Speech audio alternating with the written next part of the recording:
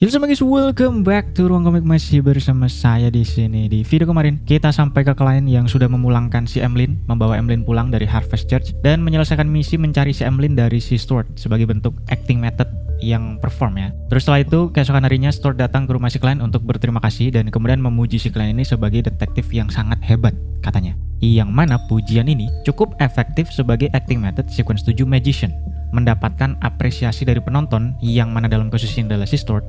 Itu cukup membuat potion klien itu terdigest. Singkatnya itu saja yang penting sebenarnya dari si Stuart ini. Setelah itu Stuart membahas masalah bounty si Emlyn yang mana dia dapat 50 pounds dari orang tuanya si Emlyn. Terus dia mengakui kontribusi klien ini yang paling besar.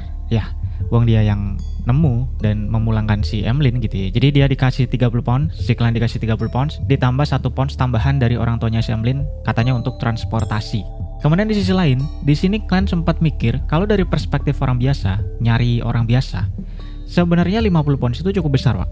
Tapi kalau dari vampir, untuk nyari vampir gitu ya, klien merasa 50 pounds itu sebenarnya cukup sedikit. Harusnya bisa lebih banyak. Tapi kalian paham juga kenapa orang tuanya Emlyn ini nggak masang bounty yang lebih gede, meskipun mungkin bisa secara kemampuan. Tapi kalau bounty-nya ini kegedean, detektif yang menerima misinya ini nantinya akan heboh. Terus akan melakukan pencarian besar-besaran dan sebagainya, yang ini mungkin akan menarik perhatian banyak orang, atau bahkan mungkin pihak berwajib. Jadi pencariannya ini harus cukup normal, supaya nggak ketahuan gitu ya, nggak heboh lah pokoknya.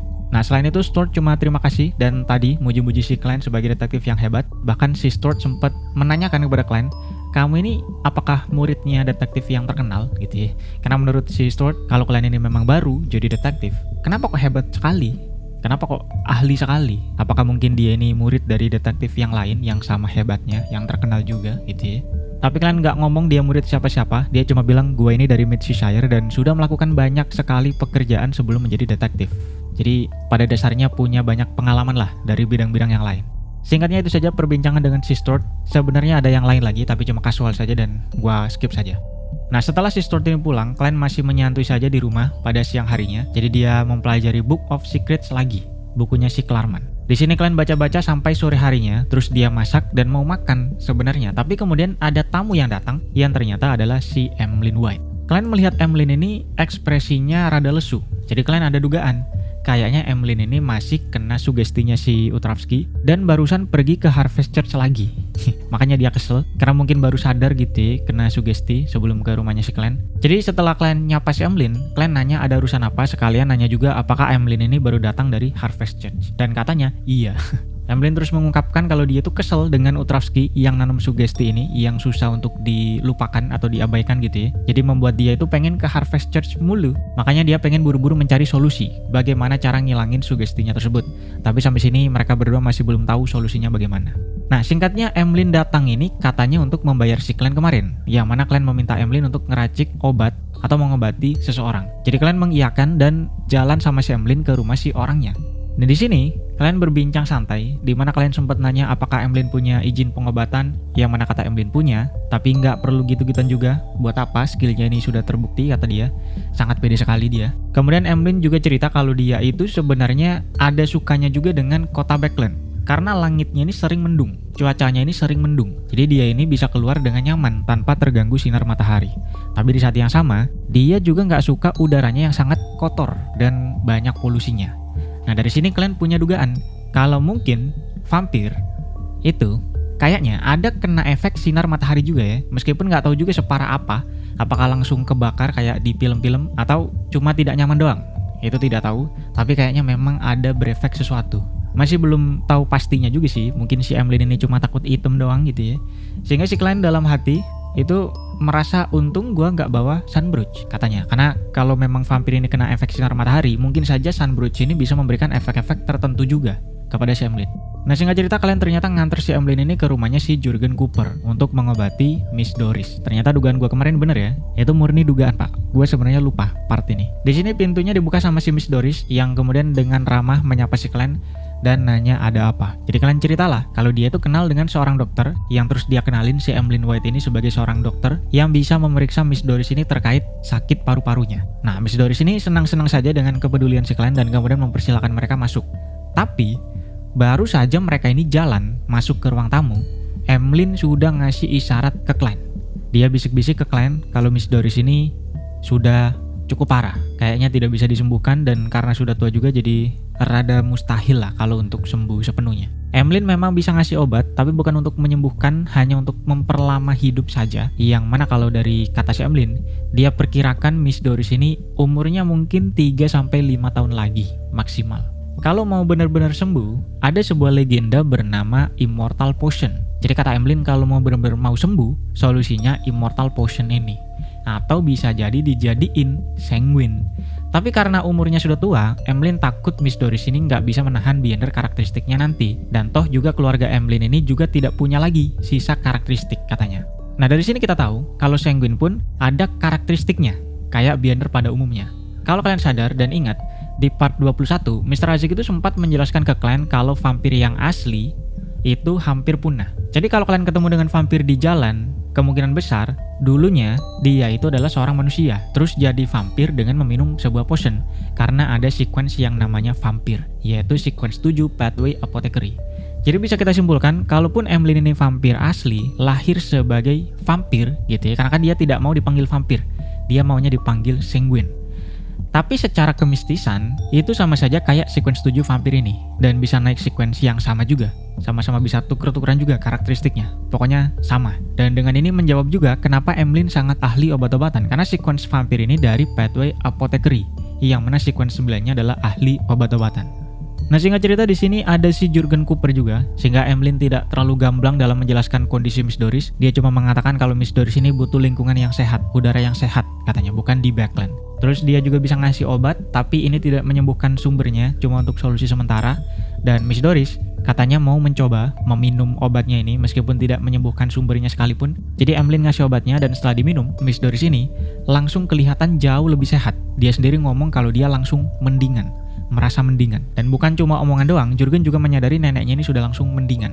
Gak batuk-batuk, tidak pucat, dan sebagainya lah. Kemudian di sisi lain, kalian cukup lega juga dengan kondisi Miss Doris ini, meskipun kalian kepikiran juga dengan kata-kata si Emlyn tadi, di mana Miss Doris ini bisa bertahan maksimal 5 tahun. Tapi setidaknya, ya bisa mendingan pun oke lah daripada tidak sama sekali gitu ya. Nah singkat cerita mereka balik ke rumah si Clan. Dari sini Emlyn bilang kalau dia sudah membayar si Clan atas masalah kemarin, di mana setelah menjemput Emlyn pulangkan, si Clan ini minta Emlyn mengobati seseorang. Kalau misal mau bayar si Clan gitu ya, jadi sekarang sudah impas.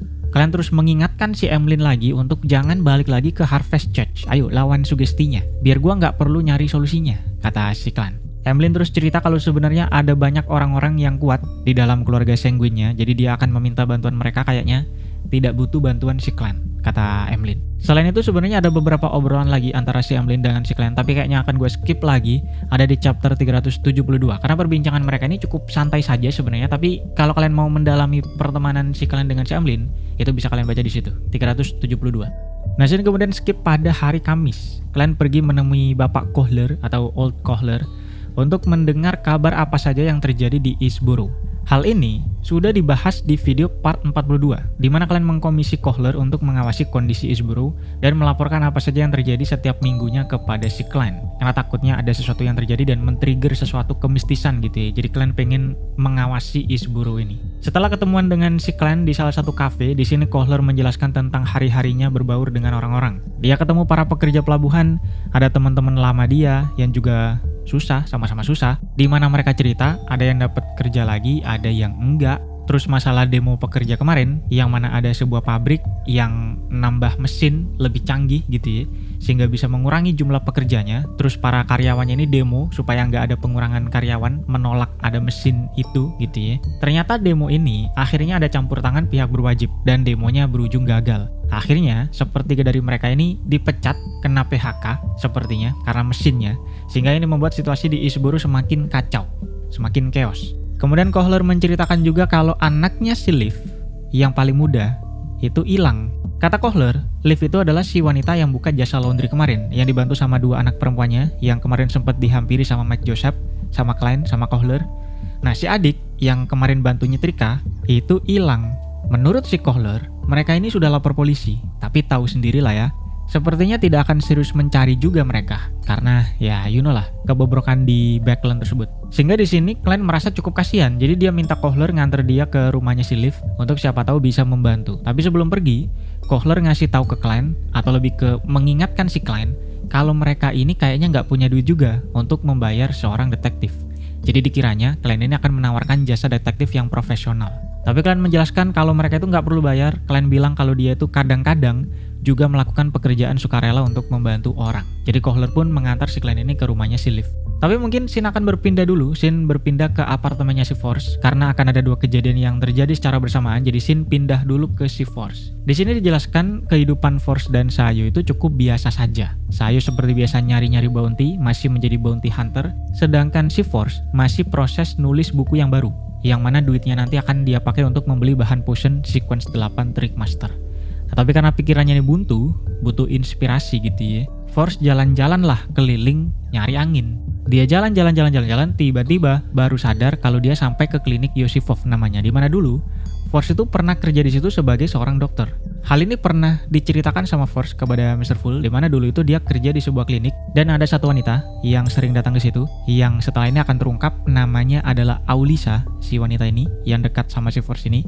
Jadi Miss Aulisa ini sering ke situ, terus deket sama si Force karena Force cukup kasihan juga gitu ya. Aulisa ini sudah tidak punya siapa-siapa, jadi mereka sering berbincang dan kemudian nantinya terungkap kalau Aulisa ini adalah seorang Beyonder. Force sempat melihat Aulisa ini bisa nembus-nembus dan ini menjadi kontak pertama Force dengan seorang Beyonder. Singkat cerita, Aulisa kemudian menawarkan si Force ini apakah Force mau jadi kayak dia, punya skill aneh ini. Force yang masih polos pada saat itu menjawab mau. Jadi Force dikasih Beyonder karakteristiknya si Aulisa. Jadi si Aulisa bilang, nanti kalau gue sudah meninggal, ambil benda yang bercahaya, racik menjadi potion, terus minum. Itulah awal mula Force menjadi Beyonder Pathway Apprentice. Selain itu Force juga dikasih sebuah gelang yang bernama Traveler's Bracelet yang bisa untuk teleport. Itu sedikit pengingat saja tentang klinik Yosifov ini dan awal mula si Force menjadi Beyonder. Nah, balik ke si Force. Jadi Force itu tanpa sadar lewat di depan klinik Yosifov ini. Jadi dia nostalgia lah, mengingat masa lalu.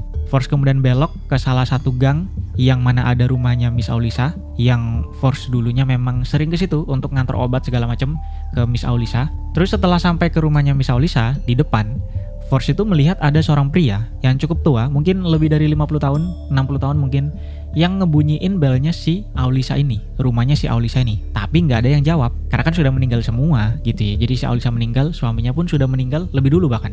Pria ini pun noleh, ngelihat ada si Force, jadi dia nyapa si Force dan nanya ke Force apakah Force kenal dengan Laubero dan Aulisa. Di mana Laubero itu adalah suaminya si Aulisa. Di sini Force pun menceritakan kalau Aulisa itu sudah meninggal 3 tahun yang lalu dan suaminya sudah meninggal bahkan sebelum itu. Jadi sudah tidak ada siapa-siapa di situ. Nah, si pria ini pun terima kasih atas info dari si Force ini dan mengenalkan diri bernama Lawrence, yang adalah kakaknya si Laubero. Jadi dia itu sudah lama tidak mendengar kabar dari mereka berdua, terus dia datang ke situ untuk mencari tahu kabarnya si Laubero dan Aulisa ini. Ternyata keduanya sudah meninggal.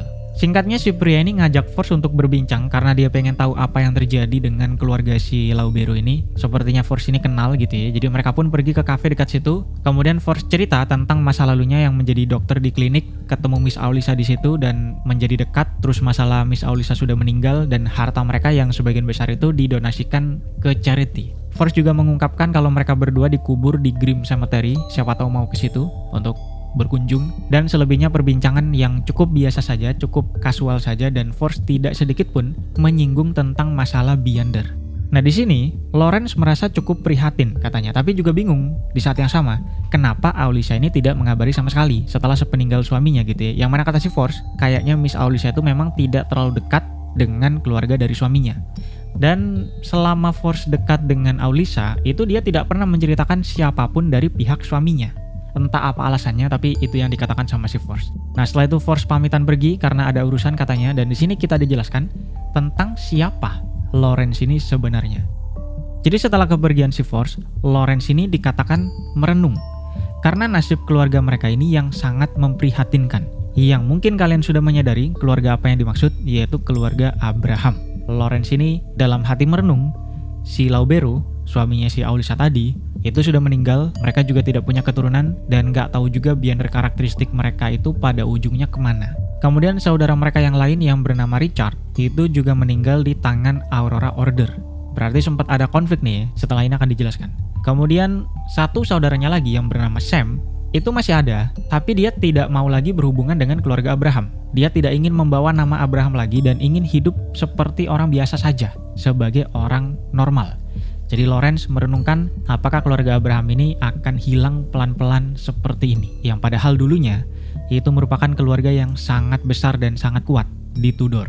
Nah, sebagai pengingat, dari buku catatannya si pria keluarga Abraham yang tewas di basement tempo hari, yang karakteristiknya menjadi master key, dijelaskan kalau keluarga Abraham itu mempunyai kutukan yang membuat mereka hilang kendali pada bulan purnama. Yang kemudian kalian menyadari kalau ini kayaknya adalah karena leluhur mereka yang bernama Battle Abraham alias Mr. Door itu minta tolong, dan pada bulan purnama teriakannya ini mampu meraih keturunannya, dan ini malah membuat mereka hilang kendali semua.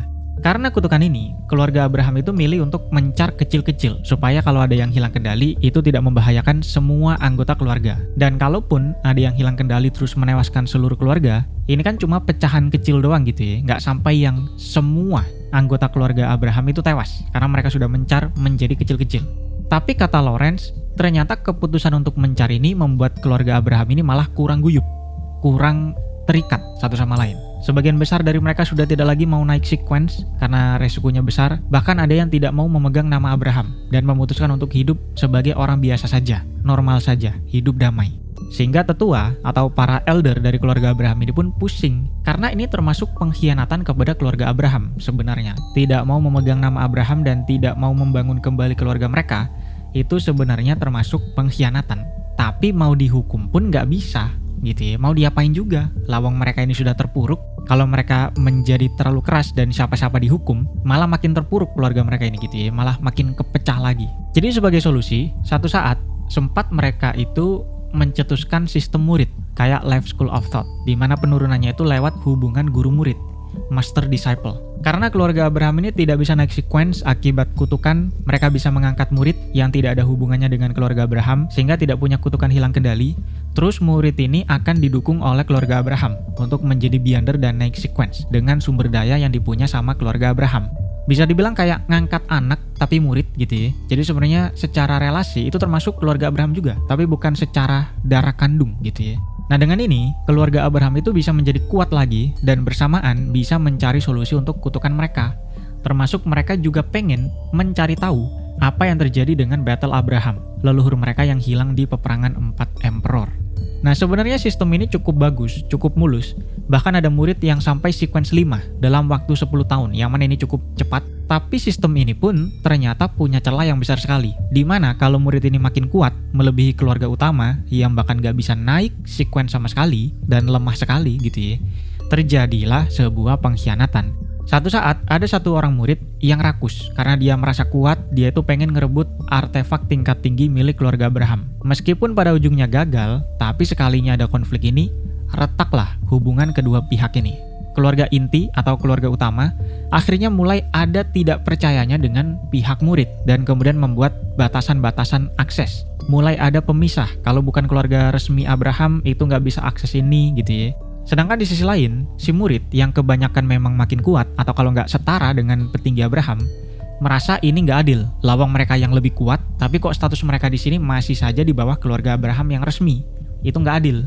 Kedua pihak ini pun gontok-gontokan sampai akhirnya puncaknya itu terjadi sebuah peristiwa melibatkan seorang murid sequence 5 traveler bernama Bootis. Bootis ini ternyata join Aurora Order, mengikuti True Creator dan kemudian menyikat keluarga Abraham. Akibatnya dari peristiwa ini, petinggi keluarga Abraham atau para eldernya itu hampir ludes, hampir tewas semua. Kemudian item mereka, artefak mereka juga lenyap, sisa 3 saja yang tingkat tinggi. Sampai pada ujungnya karena sudah banyak yang dicolong sama si Bootis, termasuk bahan-bahan potion untuk naik sequence yang atas-atas, akhirnya Bootis ini berhasil naik ke sequence 4 menjadi demigod dan menjadi salah satu saint di Aurora Order. Dan peristiwa ini sangat menghancurkan keluarga Abraham. Nah, setelah peristiwa ini tentunya mereka berusaha membangun ulang keluarga Abraham, salah satunya si Lawrence ini yang kemudian mengunjungi saudara-saudaranya yang lain, berusaha untuk makin mengguyupkan lagi gitu ya, makin menyatukan lagi. Tapi ternyata si Lauberu sudah tewas, terus si Sam itu nggak mau lagi ikut-ikutan dengan keluarga Abraham. Kemudian si Richard yang tadi disebut saudaranya juga sudah tewas karena peristiwa si Bootis ini dengan Aurora Order ini. Bahkan anak-anaknya si Lawrence sendiri ternyata juga tewas dari kejadian yang sama, kejadian si Bootis ini. Jadi dari garis keturunannya sendiri, sisa si Lawrence doang ini yang masih bisa berjuang, yang masih mau berjuang, padahal umurnya itu sudah hampir 80 tahun. yang tentunya tidak bisa lagi naik sequence karena resikonya besar. Udah mah dia sudah tua, ada kutukan lagi gitu ya. Jadi tidak mungkin bisa naik sequence. Dan itu menjadi sangat miris sekali. Nah, Shin kemudian berpindah dulu melanjutkan si Clan tadi yang akhirnya pergi ke rumahnya si Liv. Nah, di sini akan gue persingkat saja. Di sini Clan melihat si kakaknya yang bernama Freya itu masih nangis-nangis karena dia merasa adiknya yang hilang ini adalah salah dia karena dia tidak mengawasi dengan benar. Meskipun dia ini sambil ngucek gitu ya, karena kalau nggak kerja nggak makan mereka. Nah, si Kohler yang kenal dengan Liv kemudian mengenalkan si Clan ini sebagai seorang detektif yang bisa mencari si Daisy. Si adik yang hilang ini namanya Daisy. Tentunya di sini Liv mengatakan tidak usah karena katanya dia sudah melapor ke polisi juga katanya. Padahal sebenarnya ya tidak punya uang untuk membayar si Clan. Tapi Clan menjelaskan tentang kebobrokan sistem di situ yang nggak mungkin sih kayaknya. Gua nggak yakin polisi ini akan benar-benar mencari si Daisy. Jadi kalau mau, saya bisa bantu mencari, kata si Clan. Sebenarnya si Liv ini memang tahu kalau nggak akan dicari dengan serius juga sama pihak berwajib. Dia juga pengen menerima tawaran si Clan, tapi dia bilang dia nggak punya uang. Kalian terus menjelaskan lah kalau Liv ini nggak perlu bayar, dia akan secara sukarela mencari si Daisy. Yang penting setidaknya dia ini dapat izin dari keluarganya langsung. Nah, Liv pun mikir sebentar dan akhirnya mau dibantu sama si Clan. Cukup terharu juga sampai terima kasih terus gitu ya kepada si Clan. Terus si Freya juga sama, meskipun dia masih nangis, tapi nangisnya ini berbeda dengan yang tadi. Di sini dia mendapatkan harapan baru. Nah, Clan terus minta dijelaskan apa yang terjadi secara detail. Terus Freya cerita bahwa kemarin dia dan Daisy itu pergi nganter cucian. Terus pas pulang, karena mereka ini buru-buru, Freya milih jalan yang lebih cepat, tapi sepi, tapi lebih cepat memang. Dan salahnya, dia nggak ngawasin adiknya di belakang, sehingga tahu-tahu pas dia noleh ke belakang, si Daisy ini sudah tidak ada. Kalian nanya beberapa hal lagi kayak lokasinya di mana, jam berapa dan sebagainya.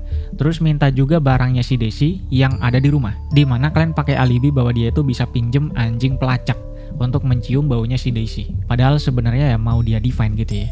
Freya pun ngasih sebuah buku catatan, buku belajarnya si Daisy yang tiap hari dia bawa. Terus si Liv juga cerita kalau dia itu nggak punya uang untuk nyekolahin anak-anaknya. Jadi mereka itu ikut ke sekolah gratis yang memang disediakan sama para churches pas malam hari. Jadi setiap jam 8 malam ke atas itu sekolahnya gratis. BTW sekedar info, Old Neil dulunya juga sempat mengajar sebagai guru di sekolah gratis ini di bawah Church of Evernight selama beberapa tahun. Tapi karena gratis, tentunya nggak banyak guru yang mau sukarela mengajar gitu ya. Dan di saat yang sama, anak-anak yang ikut itu sangat banyak, jadi kekurangan guru. Sehingga mereka ada satu sistem yang dipakai di mana si guru itu biasanya memilih beberapa murid yang paling pintar untuk diajari sendiri secara pribadi sama gurunya.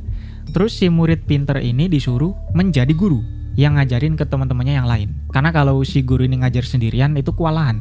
Nah, si Daisy adalah salah satu yang pinter dan ikut ngajar sebagai guru. Jadi semangat belajarnya ini sangat tinggi sekali. Tiap hari setelah kerja dia tuh selalu belajar dan buku catatan tadi selalu dia pakai setiap hari. Sehingga kalian merasa ini bisa nih untuk mendefine lokasi si Daisy. Nah, kalian melihat bukunya ini sudah lecek sekali. Terus karena rumah mereka ini kan lembab gitu ya, kena cucian segala macam. Tulisan yang di ujung-ujung itu sudah nggak kelihatan. Tapi tentunya masih bisa dipakai untuk mendefine, jadi dia pamitan untuk langsung nyari. Dan tentunya mereka terima kasih terus kepada si Clan dan merasa berhutang budi. Bahkan si Kohler pun juga cukup berharap si Clan ini bisa nemuin si Daisy. Karena dia dulunya juga punya anak, jadi dia tahu kalau kehilangan anak itu rasanya berat sekali.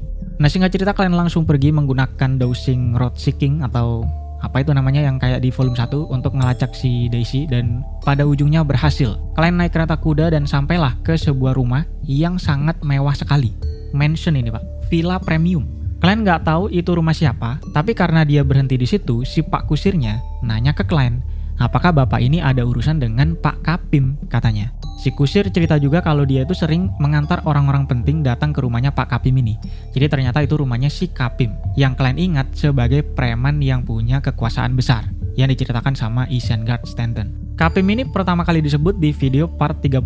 Pas itu, Clan menjadi bodyguardnya si Mike Joseph untuk dia investigasi kasusnya si Cyber, kematian si Cyber di Golden Rose. Terus mereka ketemu bos di situ yang namanya Madam Lopez. Tapi Madam Lopez ini pas ditanya sama Mike Joseph, gerak-geriknya ini sangat defensif sekali. Sehingga si Mike ini menjadi curiga dan diam-diam nguping si Lopez. Kemudian dia mendengar bahwa Lopez ini menyuruh ke Kapim untuk jangan ngirim orang lagi. Nah, pas pulang dari Golden Rose, di jalan, Clan kemudian diajak berbincang sama Isengard Stanton. Ini pertama kalinya mereka ketemu, pertama kalinya mereka kenalan, di mana Stanton minta info apa yang kalian dengar tadi pas pas menguping si Lopez. Klein nyebutlah nama Kapim yang ternyata Stanton ini kenal. Stanton menjelaskan Kapim ini adalah orang yang punya power, alias kekuasaan ya. Dia itu semacam preman atau kepala geng atau kepala sindikat gitu, tapi kenal dengan orang-orang elit juga. Mungkin kenal dengan bangsawan atau pejabat atau apa, dan kayak nggak bisa disentuh sama hukum. Terus Kapim ini juga banyak diduga terlibat dengan hilangnya wanita-wanita yang tak lama kemudian wanita-wanita ini ditemukan menjadi wanita bayaran. Dan banyak kasus kayak gini dihubungkan dengan si Kapim. Tapi karena nggak ada bukti yang pasti mengarah ke Kapim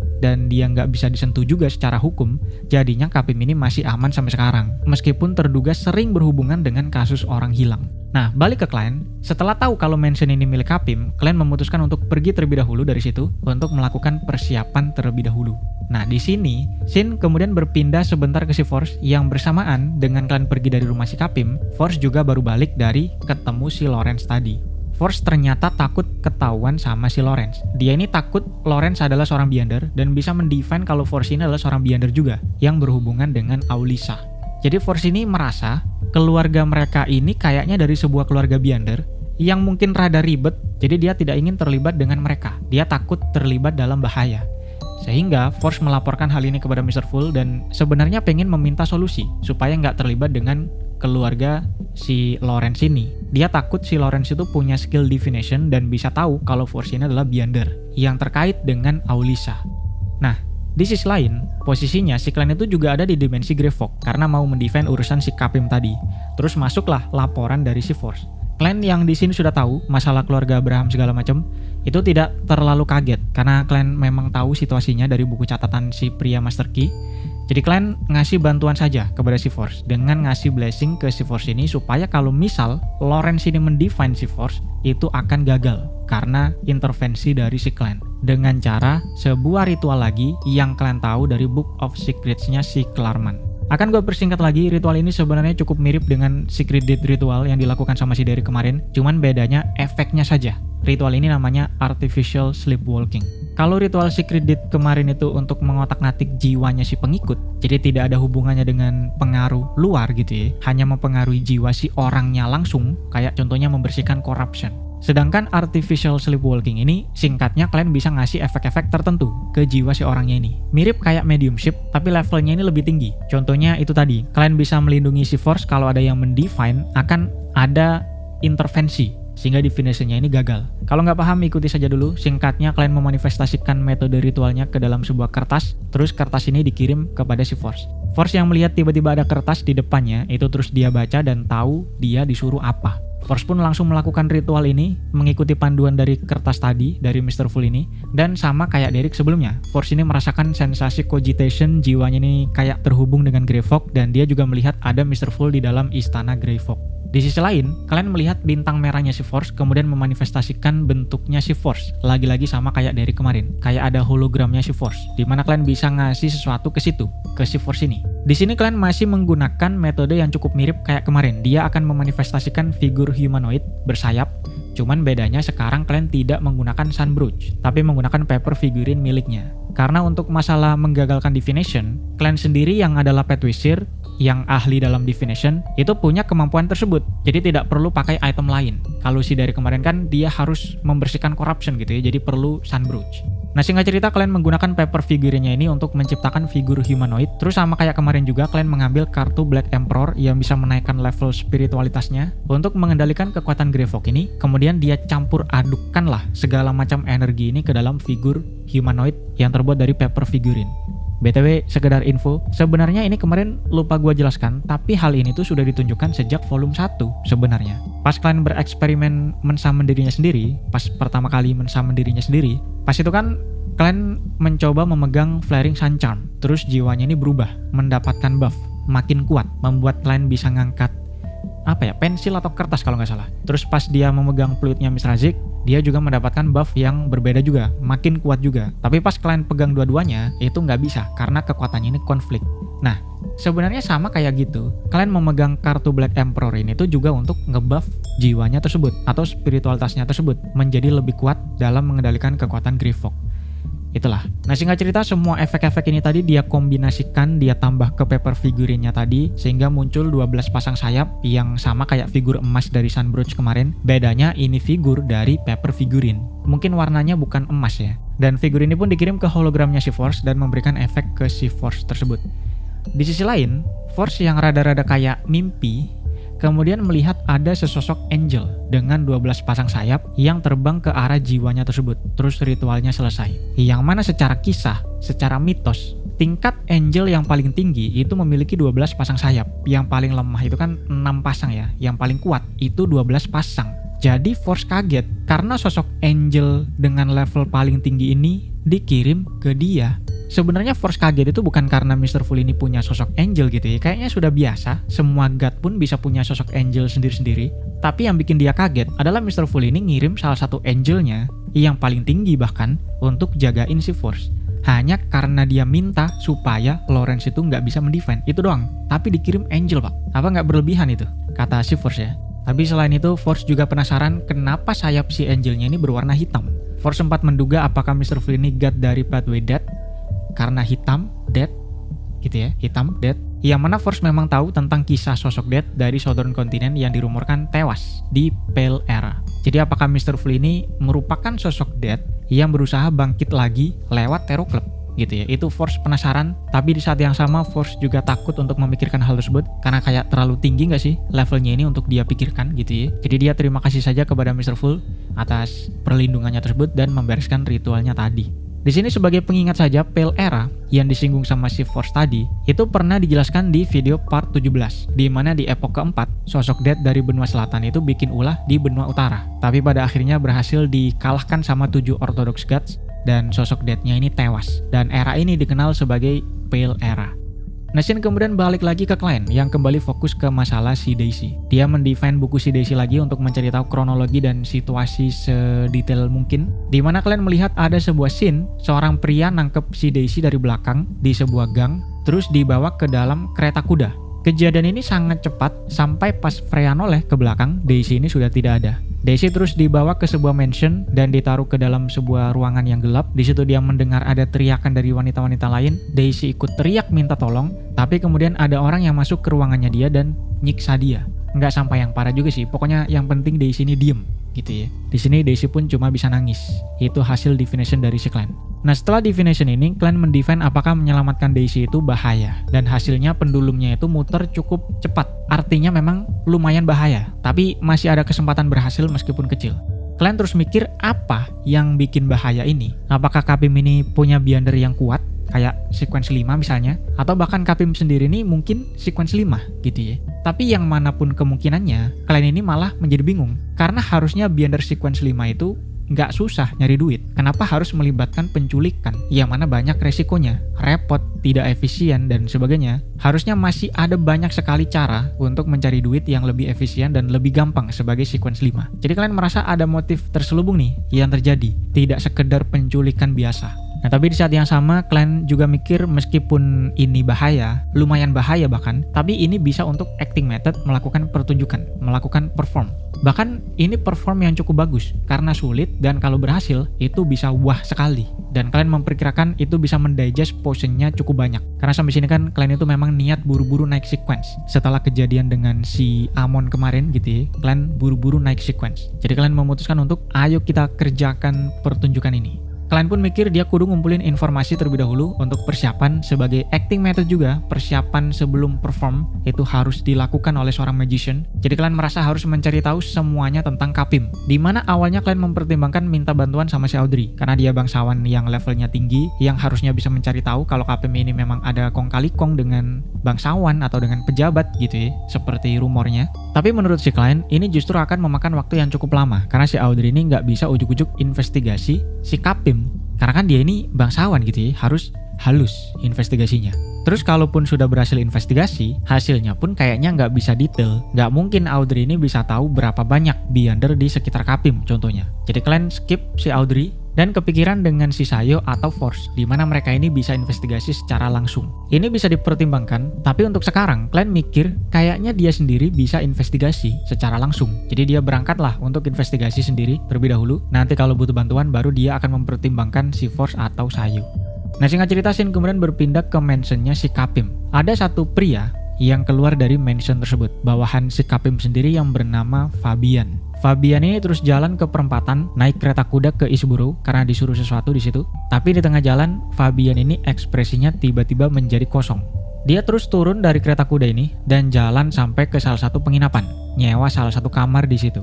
Setelah ada di dalam kamar, dari tubuh Fabian ini tiba-tiba muncul figur transparan yang adalah si Clan. Jadi sebelumnya, Clan ini mensummon dirinya sendiri, terus spiritnya ini nemplok ke tubuhnya si Fabian dan mengendalikan si Fabian. Kayak metodenya si Nona Sharon ya, pas ngerasuki si Rosago. Akhirnya Clan ngerasuki si Fabian ini, dia bawa ke penginapan dan dia pingsanin di situ. Setelah itu spiritnya si Clan ini keluar dari kamar buat ngambil tubuh fisiknya dan akhirnya masuk lagi ke kamar yang tadi dengan tubuh fisik. Nah, di sini Clan pengen melakukan mediumship alias mendefine jiwanya si Fabian untuk mencari tahu tentang si Capim dan mansionnya tersebut. Tapi Clan menyadari ada sesuatu yang dipasang di dalam jiwanya si Fabian ini. Jadi dugaan si Clan, kalau Clan maksa mediumship, kayaknya akan ada sesuatu yang terjadi. Entah itu mediumshipnya gagal atau akan ada Beyonder yang sadar kalau si Fabian ini disusupi gitu ya, kayak deteksi lah. Jadi Clan mikir, akhirnya punya sebuah metode, yaitu kayak si Force tadi, melakukan artificial sleepwalking. Jadi Clan ngesummon dirinya sendiri lagi, menjadi spirit, terus masuk lagi ke tubuh si Fabian, dan memaksa si Fabian ini melakukan ritual kepada The Fool, kayak yang dilakukan sama si Force tadi. Setelah itu Clan keluar lagi, kemudian balik ke Greyfog, dan menjawab ritual dari si Fabian ini. Di sini Clan melihat bintang merahnya si Fabian ini pun membentuk hologram dirinya, dan dari sini Clan bisa ngutek-ngutek jiwanya si Fabian. Clan mengeluarkan paper figurinnya yang kemudian menjadi bentuk figurnya si Fabian. Jadi bukan bentuk angel ya, tapi bentuk figurnya si Fabian. Clan terus ngambil kartu Black Emperor, dia kombinasikan ke paper figurin, terus paper figurin ini masuk ke hologramnya si Fabian. Jadi kayak ada dua figur si Fabian ini, satu dari bintang merah, satu dari paper figurin yang dikasih efek-efek gitu ya untuk dikasih ke jiwanya si Fabian. Mungkin bentuk paper figurinnya ini bisa bebas terserah si Clan gitu ya. Intinya dari sini Clan bisa mediumship tanpa mengganggu deteksi yang ditanam ke jiwanya si Fabian, karena jiwa si Fabian ini sudah diutek-utek sama si Clan. Nah, pertama, Clan mediumship orang kuat siapa saja yang ada di mansionnya si Capim. Scene pertama, Clan melihat si Fabian ini ketemu satu pria yang bernama Haras, Mr. Haras, yang Fabian ini takut sekali sama si Haras ini. Di sini nih, Haras ngomong ke Fabian, jangan bocorkan apapun yang kau lihat di dalam villa ini, katanya. Itu scene pertama. Scene kedua, Fabian menggendong seorang wanita yang tidak sadarkan diri, terus dia pergi ke basement, melewati sebuah lorong, dan di lorong ini atau ruangan ini, ada pria tua yang membersihkan senjata laras panjang. Yang mana harusnya senjata laras panjang itu tidak bisa dibeli secara bebas, diatur sama militer. Jadi dengan ini saja sudah terbukti terjadi kong kali kong antara pihaknya si Capim dengan kemiliteran. Kemudian Fabian menyapa si pria tua ini dengan panggilan Mr. Belize. Kemudian scene ketiga, Fabian masih menggendong wanita yang pingsan terus masuk ke lorong yang sangat gelap, jadi dia membawa lampu atau lentera, tapi di tengah jalan dia papasan sama seorang wanita yang tidak membawa apa-apa. Kayaknya si wanita ini bisa melihat di dalam gelap. Fabian terus nyapa si wanita ini dengan panggilan Ma'am Katie, tapi Katie tidak membalas si Fabian, tidak peduli dengan si Fabian, jadi Fabian kesel. Kemudian scene keempat, Fabian masuk ke ruangan mewah, bukan ruangan bahkan, kayak aula yang di dalamnya ini ada dua pria. Fabian menyapa yang satu sebagai Mr. Capim dan yang satunya adalah Mr. Parker. Scene kemudian ada lagi, satu lagi, di mana si Fabian ini sedang menjaga salah satu ruangan di depan pintunya. Terus dia ngelihat si Haras, Mr. Haras, itu mau masuk ke ruangan tersebut. Tapi sebelum masuk, Haras mengatakan confinement. Setelah itu Fabian merasakan ada sesuatu yang berubah, ada sensasi sesuatu. Itu dia definition dari si Clan. Jadi sampai sini ada 4 orang ya selain si Capim yang diperkirakan merupakan seorang Beyonder. Ada Haras, Belize, Katie, dan Parker. Dan di sini menurut si Clan yang paling kuat itu kayaknya si Haras. Mungkin sequence 6 atau sequence 5. Dan dari skill yang ditunjukkan di mana si Haras ngomong confinement tadi, mungkin dia ini ada di pathway Black Emperor kata si Clan. Karena pathway ini spesialis dalam aturan-aturan. Tapi BTW, kalau kalian merasa ini bisa juga pathway arbiter, karena Sayo kan sering ditunjukkan punya skill kayak merintah-merintah juga gitu ya. Itu benar, bisa jadi pathway arbiter. Tapi ini akan kita bahas lain kali, kita lanjut terlebih dahulu. Tidak ada penjelasan di sini. Nah, setelah tahu orang-orangnya siapa saja, kalian mendefine bentuk mansionnya si Kapim ini seperti apa. Di mana lokasi ruang makan, di mana ruang ini, ruang itu, dan sebagainya. Kemudian setelah mendapatkan layout mansionnya ini, kalian mendefine siapa sosok elit yang terhubung dengan si Kapim. Siapa yang membacking si Kapim ini dari bangsawan atau pejabat. Kalian terus melihat sebuah ruangan, ada si Kapim, ada Haras, dan ada satu lagi pria yang merupakan deputy chief dari kepolisian Backland yang bernama Vardera. Deputy chief itu kayak asisten kepala polisi. Secara status itu mungkin nomor 2 lah, di bawah kepala polisi Backlandnya sendiri. Jadi ternyata ada persekongkolan dengan Vardera, dengan deputy chief ini. Nah, setelah selesai mediumship, kalian terus menganalisa info-infonya tersebut dan membuat rencana serangan. Pada ujungnya, kalian menyimpulkan kayaknya dia nggak butuh bantuan siapapun. Kayaknya malah akan ngerepotin nantinya kalau misal dia membawa orang lain. Terus setelah itu, kalian menyikat si Fabian ini yang dia culik ini, tapi tidak secara langsung. Jadi kalian ngerasuki lagi si Fabian, terus dia bawa si Fabian ini jalan ke Isburu, ke area Zemanger Gang, dan bikin masalah di situ sama salah satu anggota gengnya. Akhirnya Fabian ini disikat sama Zemanger Gang dan tewas di situ. Kemudian spiritnya si Clan kabur dari situ. Dengan ini kematian Fabian ini kayak terjadi secara alami antara dia dengan Zemanger Gang. Tidak ada campur tangan dengan si Clan.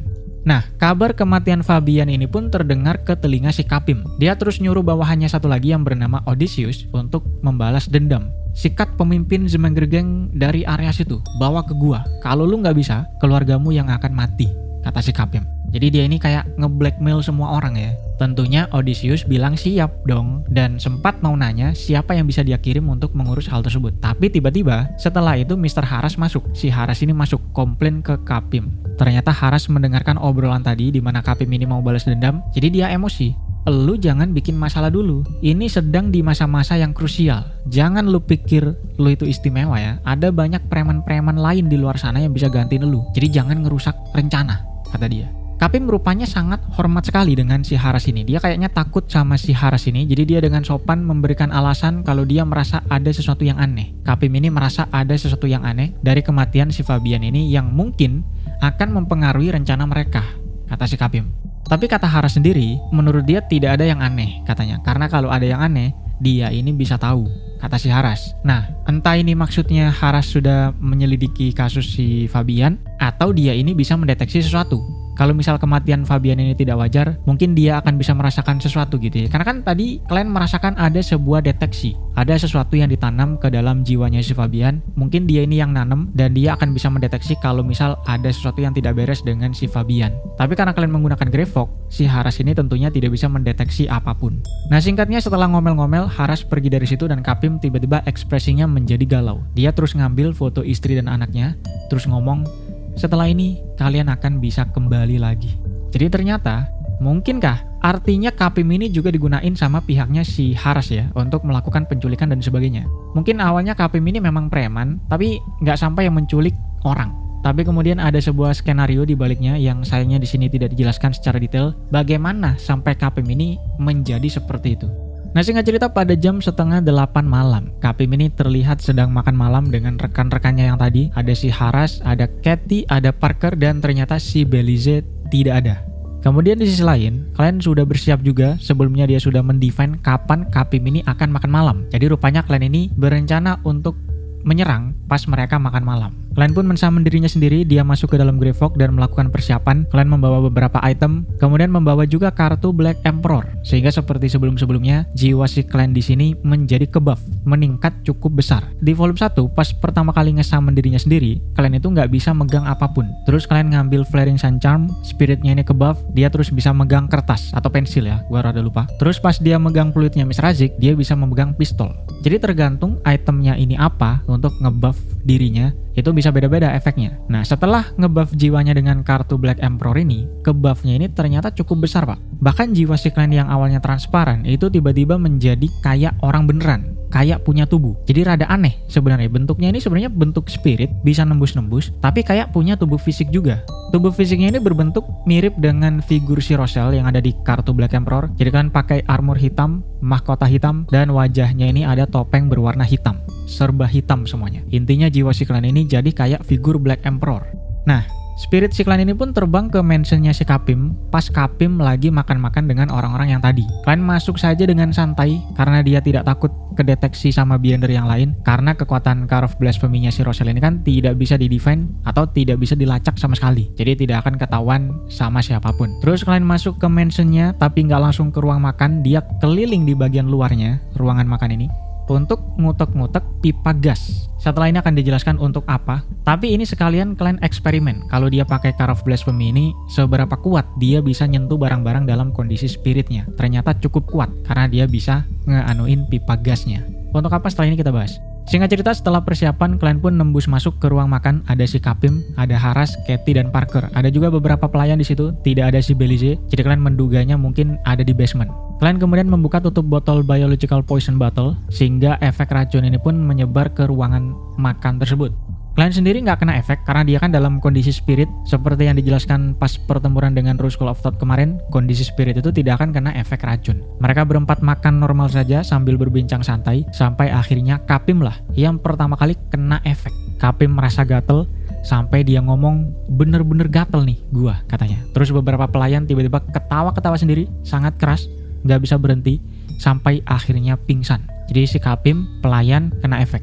Nah tentunya, karena sisanya ini adalah seorang Beyonder, kena efeknya ini rada lambat, tidak secepat si Kapim dan pelayan-pelayan yang orang biasa, atau mungkin sequence 9, pokoknya tidak secepat itulah. Jadi sebelum mereka kena efek juga, mereka ini langsung tahu kalau ada sesuatu di ruangan tersebut, dan langsung menduga adanya racun. Jadi Haras menyuruh mereka untuk menahan napas, dan mereka pun langsung mencari si penyusup yang bikin ulah ini. Kemudian Parker melihat ada sosok terbang berwarna hitam, alias si Klein. Haras pun langsung menggunakan skillnya dan mengatakan imprison atau kurung gitu ya. Seketika di sekeliling si Klein yang terbang ini ada barrier yang menjebak dia di tengah-tengah, tidak bisa kemana-mana. Katie terus ngeluarin pistolnya, dia tembak ke Klein dengan peluru berwarna emas yang mungkin ada efek pembersihan kepada spirit-spiritan gitu ya. Dan peluru ini kena, Klein kebakar, tapi tiba-tiba tubuh Klein ini berubah menjadi kertas.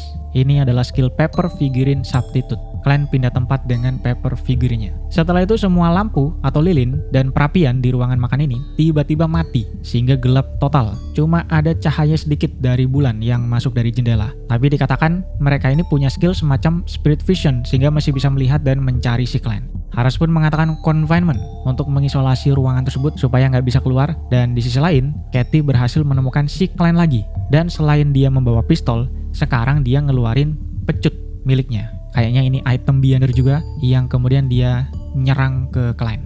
Tapi tiba-tiba Katie ini merasa agak pusing. Bahkan dia mimisan sedikit. Haras juga rada pusing tapi nggak separah si Katie. Sedangkan si Parker yang paling lemah itu yang paling kena efeknya. Penglihatannya ini menjadi ngeblur, tubuhnya jadi nggak imbang, dia sempoyongan sampai dia merasakan ada yang menyentuh pundaknya yang kemudian membuat tubuhnya langsung beku. Nah ini adalah skill dari spiritnya si Klein yang sudah ada sejak part 19. Ada dua skill yang dipunyai sama si Klein ketika dalam bentuk spirit. Pertama ada skill teriak. Klein ini bisa teriak yang tidak mengeluarkan suara, tapi ini nyerang langsung ke jiwa musuh dan melukai jiwa si musuh secara langsung. Kemudian skill kedua, kalau Klein nyentuh orang lain, orang ini akan kaku atau beku. Sebenarnya kedua skill ini memang tidak spesifik ke Klein. Si Nona Sharon, kalau dalam bentuk spirit, itu juga punya skill ini dan pernah ditunjukkan sama si Steve. Karena sequence mereka ini kan sama gitu ya, dimana Steve pas jadi spirit itu bisa teriak tanpa suara dan semua orang di medan pertempuran ini kena efeknya, termasuk si Klein, karena langsung nyerang ke jiwa. Jadi sebenarnya skill ini skill kalau dalam bentuk spirit, jadi tidak spesifik ke Klein saja. Mungkin siapapun yang bisa dalam bentuk spirit itu bisa punya dua skill ini. Nah singkat cerita, Parker yang sudah tidak bisa mengendalikan tubuhnya ini makin kena racun juga, dan karena dikatakan dia ini hanya sequence 8, efek racunnya ini menjadi semakin cepat ke tubuhnya. Di sisi lain, si Kapim masih guling-guling gak kuat menahan rasa gatal di tubuhnya sampai tubuhnya ini sudah parah karena dia sudah garuk-garuk sendiri gitu ya. Terus Klein menggunakan skill Air Bullet yang dia kasih efek dari item Sunbrush untuk nyerang ke si Haras. Tapi Haras ini ternyata sangat lincah, jadi nggak ada yang kena sama sekali. Dan di sisi lain, Katie juga pakai pecutnya ini untuk nyerang ke si Klein, dikeroyok si Klein ini. Tapi Klein juga sama, dia juga sangat lincah dan susah untuk dikenai. Kemudian bersamaan, Haras mengeluarkan sebuah sarung tangan hitam yang mau dia pakai ke tangan kirinya. Klein sempat mau nyerang si Haras, tapi Haras ini nyerang balik dengan mengatakan exile. Entah apa efeknya, tapi kalian kemudian kepental sampai nabrak tembok, tapi dia nggak bisa nembus keluar karena kan tadi si Haras itu sudah memasang confinement. Jadi ruangan ini sudah terisolasi. Haras terus pakai sarung tangan hitamnya dan tiba-tiba tubuhnya ini menjadi semakin tinggi. Terus spiritualitasnya juga naik dan kalian merasa Haras ini menjadi semakin kuat sampai kalian ini menjadi terintimidasi. Efeknya kalian ini merasa tidak bisa bebas bergerak di depan si Haras. Terus kalau Haras nyuruh sesuatu, kalian kayak akan melakukan perintah tersebut. Ada sensasi seperti itu. Nah, sehingga melihat klan ini sedang terpojok, Katie nyerang dengan pecut dan nembak-nembakin si klan. Dan semua serangan ini kena semua ke klan. Sampai klan ini kesakitan, tapi untungnya klan masih bisa pakai skill paper figurine substitute dan pindah tempat lagi dengan kertasnya. Dia terbang-terbang lagi di ruangan yang gelap tersebut dan mereka kudu nyari lagi. Kemudian kalian menggunakan efek imunitas dari Sunbroach untuk lepas dari intimidasi si Haras tadi. Lebih tepatnya itu bukan intimidasi ya, tapi efek horor, efek ketakutan, kata si kalian. Terus kalian juga sudah 2 kali memakai paper figurine yang mana dia hanya membawa 4 saja. Di sini dijelaskan kenapa kalian cuma membawa 4, itu bukan karena dia tidak bisa bikin lagi. Dia bisa bikin lebih banyak, tapi spiritualitasnya ini tidak cukup untuk menggunakan lebih dari 4 paper figurine substitute. Jadi kalau habis, mau nggak mau kalian ini kudu kabur dan menghentikan summonnya sendiri. Nah, Haras ngelihat kalian ini pindah lagi dengan paper figurine-nya. Jadi dia mengatakan sebuah decree. Spirit dan Wraith tidak diperbolehkan di sini, katanya. Kalian terus merasakan ada sesuatu yang mendorongnya, karena kan dia ini dalam bentuk spirit gitu ya, dalam bentuk specter bisa dibilang. Jadi dia terpaksa tidak diperbolehkan di situ. Ada sesuatu yang membuat dia terdorong keluar dari situ, tapi berujung ke pojok, karena kan dia tidak bisa keluar juga. Sudah di confinement sama si Haras tadi. Tapi kemudian kalian merasakan decree yang tadi itu melemah, dimana dugaan si kalian meskipun decree dari Haras tadi itu memang berhasil menarget si kalian, aturannya memang benar, spirit nggak boleh ada di situ. Tapi kayaknya efek dari kartu Black Emperor-nya ini lebih tinggi. Jadi kalian nggak sebegitunya kena perintah. Kena sih, tapi nggak sebegitunya. Haras kemudian ngasih decree lagi, terbang nggak diperbolehkan di sini, yang mana membuat si kalian tiba-tiba berat tubuhnya dan jatuh ke lantai. Lagi-lagi Katie langsung meluncur ke kalian, nyerang si kalian dengan pecutnya. Kalian masih bisa menghindari serangan ini dengan lompat-lompat, dan di sisi lain Haras menggunakan skillnya dan dia mengatakan target, spirit, specter, dan wraith. Entah ini skill macam apa, tapi tubuhnya ini tiba-tiba bercahaya, terus kayak ada aura-aura di tubuhnya gitu, dan tiba-tiba dia meluncur ke kalian dengan sangat cepat. Kecepatannya ini berkali-kali lipat daripada sebelumnya. Pukulan si Haras ini pun menjadi sangat keras, sampai muncul shockwave. Saking kerasnya. Kalau misal kalian ini tidak lincah, tidak punya skill kelincahan dari sequence 8 clown, mungkin akan langsung kena. Tapi karena kita tahu kalian ini bukan cuma lincah doang, tapi bisa memprediksi gerakan musuh bahkan, jadi dia masih bisa menghindari serangan si Haras. Tapi di sini kalian cukup kewalahan juga. Kalian kena serangan juga beberapa kali, sampai kalian ini menggunakan paper figurine lagi, hilang lagi, pindah tempat lagi, tapi sampai sini sudah 3 kali dipakai, sisa 1 lagi. Haras sempat melihat kondisi Kapim dan Parker yang sudah sangat parah karena efek racun sebelumnya, tapi dia nggak bisa ngapa-ngapain juga karena kalau dia misalnya nggak buru-buru nyikat si klan ini, dia sendiri yang akan kena efek racunnya, yang mana makin parah setiap detik gitu ya. Kemudian bersamaan juga Haras mencium bau-bau sesuatu di udara, yang kata dia itu mungkin adalah racunnya yang semakin pekat. Jadi dia makin buru-buru menyikat si klan. Haras pun ngasih decree lagi, menyusup ke rumah orang lain secara ilegal tidak diperbolehkan. Nah, tapi dia ngasih decree ini beberapa kali karena napasnya ini habis pak, semakin susah bernafas. Kayaknya sudah mulai kena efek dari racunnya. Katie pun juga batuk-batuk, mulai batuk-batuk. Serangan pecutnya ke klan juga makin pelan dan gak seakurat sebelumnya. Dan singkat cerita, akan gua persingkat lagi saja di sini karena sudah selesai juga di mana klan sudah tersenyum karena rencananya sudah selesai. Jadi rencana si klan dari awal itu adalah menyebarkan racunnya ke dalam ruang makan. Ini ada beberapa tujuan. Pertama, untuk membuat mereka melemah. Bahkan rupanya ini berhasil menyikat si Kapim dan Parker ya, sehingga kalian cuma melawan si Haras dan si Katie doang. Bisa dibilang sudah entet lah Kapim dan Parker ini, karena mereka sequence bawah. Terlalu lemah untuk menahan si racun. Kemudian kedua, adalah untuk mengaburkan bau gas. Dimana sebelum kalian beraksi tadi kan dia sudah ngutek-ngutek pipa gas gitu ya. Ternyata itu dia bocorin dikit-dikit dan gasnya ini mengisi ruangan tersebut. Itulah kenapa kalian matiin lampu-lampu atau lentera di situ dan perapian juga dia matiin supaya nggak ada api, supaya nggak meleduk terlebih dahulu. Dia juga terpaksa menggunakan skill paper figurine substitute untuk pindah tempat, padahal harusnya lebih membebani daripada flaming jump. Kalau mau teleport doang itu lebih efektif pakai flaming jump. Tapi dia nggak bisa karena dia tidak bisa menciptakan api di situ supaya nggak meledak. Nah, kalian beberapa kali juga pura-pura terpojok supaya tembakan pistolnya si Katie ini nggak sampai yang memercik apapun dan kemudian membuat ledakan dulu gitu ya. Jadi kalian sebenarnya sudah mengendalikan seluruh terjadinya pertempuran ini dari tadi, dari awal.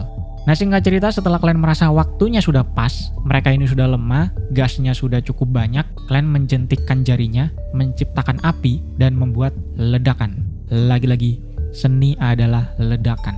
Tentunya mereka kena, karena sudah melemah kena racun, terus kena ledakan juga yang sangat besar ini, sampai struktur di luar ruang makan ini juga kena efeknya. Kalian kemudian melihat Kapim dan Parker ini angus, terus si Katie ternyata masih hidup meskipun tidak sadarkan diri karena terluka parah, sedangkan si Haras masih hidup dan masih sadar. Dia sempat melindungi bagian-bagian tubuhnya yang penting, jadi meskipun luka parah, tapi dia masih bisa sadar dan masih berusaha menyerang si Clan lagi. Tapi kali ini cuma untuk mengalihkan perhatian doang, karena dia mau kabur. Karena Haras ini merasa nggak mungkin juga dia bisa menang dengan kondisinya yang sudah parah seperti itu. Apalagi semakin lama kan racunnya ini semakin ngefek gitu ya, jadi dia kabur saja. Kalian sempat nyerang beberapa kali ke si Haras, tapi nggak mati-mati dia, fisiknya ini cukup kuat. Jadi pada ujungnya si Clan ini memutuskan untuk ngebiarin si Haras ini kabur, karena tujuannya adalah membebaskan korban penculikan, bukan mati-matiin mereka. Kalian terus ngedor si Katie dengan air bullet untuk benar-benar yakin kalau dia sudah tewas. Terus kalian mencari basement yang digunakan untuk mengurung para korban, dan di basement ini kalian ketemu dengan si Belize. Ternyata benar ada di basement untuk menjaga di situ. Meskipun ada beberapa pertukaran serangan dengan si Clan, tapi pada ujungnya Belize ini fokus untuk kabur saja karena dia mendengar ada ledakan yang cukup besar dari atas dan dia sudah yakin kalau misal si penyusup ini bisa masuk sampai situ, artinya dia bisa menang melawan Haras dan yang lain yang ada di atas. Jadi dia nggak mungkin bisa menang. Jadi kaburlah si Belize ini yang tidak kalian kejar sama sekali. Dia fokus untuk membuka pintu-pintu penjara yang mengurung para korban, dan meskipun ada sebagian wanita yang takut untuk kabur karena mungkin sudah kadung trauma gitu ya, tapi ada sebagian lagi yang baru-baru yang mungkin masih baru diculik dan masih belum disiksa segitunya, mereka ini nekat kabur keluar dan ini membuat yang lain ikut. Akhirnya mereka berhasil keluar, dia lari saja langsung ke jalan raya, tidak mempedulikan ada kekacauan apa di mansion tersebut, yang penting kabur dulu dari area situ gitu ya, sampai akhirnya mereka sampai ke jalan raya. Dari sini mereka baru berani noleh ke belakang dan melihat ada sesosok hitam yang berdiri di ujung atas mansionnya si Kapim. Para korban ini kemudian pergi ke katedral terdekat, ke church terdekat, karena mungkin mereka sudah tidak percaya dengan polisi gitu ya, jadi mereka memilih untuk pergi ke katedral. Dan di sisi lain, kalian balik lagi ke ruang makan untuk mengambil karakteristiknya si Parker dan Katie yang sudah muncul. Tidak dijelaskan ada karakteristik si Kapim, jadi kayaknya Kapim ini bukan seorang Beyonder, mungkin orang biasa ya. Kemudian item-item mereka kayaknya juga rusak semua dah. Tidak ada yang berguna, jadi tidak ada yang diambil sama si Clan. Kalian terus naik lagi ke lantai 2 dan 3 mencari petunjuk atau dokumen-dokumen yang mungkin berharga yang terkait dengan para orang-orang elit, tapi sayangnya tidak menemukan apapun yang penting. Terus divination pun juga waktunya terlalu mepet. Nah, terus kalian melihat ada kartu tarot di salah satu ruangan. Kalian ngambil kartu ini, satu deck kartu tarot ini, kemudian balik lagi ke ruang makan, dan kartu ini dia sebarin ke tubuhnya si Kapim. Tapi sebelum itu kalian mengambil spesifik 2 kartu yang dia taruh ke kepalanya si Kapim. Selebihnya itu dia sebarin ke tubuhnya si Kapim. Nah, tak lama setelah itu di depan mansionnya si Kapim, di udara, muncul sebuah pintu misterius. Pintu ini kemudian kebuka dan keluar seorang pria tampan dengan mata berwarna emas. Deskripsinya ini memang pria tampan. Pria ini langsung melihat ke mansionnya si Kapim, ke ruang makan yang sudah meledak. Setelah itu datang lagi Archbishop Snake dari Storm Church. Terbang ke situ dan rada kaget karena ada si pria tampan mata emas ini. Karena secara resmi urusan Beyonder di area tersebut itu diatur oleh Storm Church. Jadi Snake nanya ke si pria, "Kenapa lu kesini?" katanya. Si pria cuma menjawab, "Gua tinggal di dekat sini." Artinya, kedua orang ini kayaknya kenal, dan karena Snake tidak terlalu masalah dengan si pria ini, mungkin si pria ini dari church yang lain atau dari Loen Kingdom, pokoknya Beyonder yang resmi lah. Intinya dijelaskan keduanya ini adalah demigod, meskipun nggak tahu sequence berapa masing-masing, tapi setelah sapa-sapaan sekalimat tadi, Snake menciptakan angin tornado kecil yang kemudian membawa apinya ke tempat lain dan dipadamin.